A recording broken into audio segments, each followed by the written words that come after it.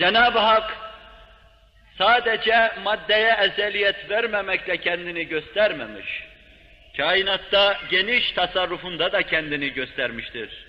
Allah demeyen hiçbir hadise yoktur, üzerinde Allah yazılı olmayan kainatta hiçbir varlık yoktur. Neyi elinize alırsanız alının, üzerinde onun adeta büyük yazılarla, keyfiyeti, hali, sıfatları, mevcudiyetiyle yani Allah dediğini müteala ve müşahede edeceksiniz. Bunu arz edeceğim misalleriyle inşallahü teala.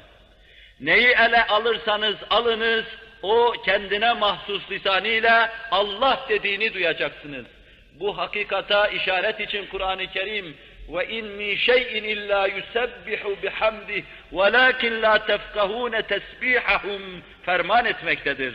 Allah'ı anmayan, Subhanallah demeyen ve bihamdihi demeyen, Subhaneke ma a'zeme şe'nek demeyen hiçbir şey yoktur. Fakat siz bu tesbihatı işitmezsiniz. Her şey Allah'ı tesbih eder. Tesbih eder ne demek? Allah'tan başka kainatta yaratıcı olmadığını söyler her şey. Allah'a eş ortak koşamazsınız. Allah münezzeh ve mukaddestir her şey. Fakat siz bunu anlayamazsınız. Anlaşılmayan şeyi Allah size teklif eder mi?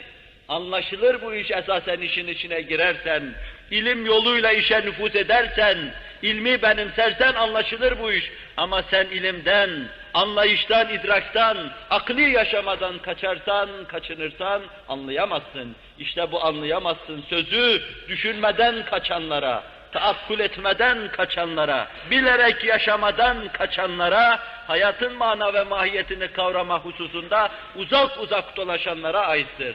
Allah uzak uzak dolaşmadan bizleri masum ve mahfuz buyursun.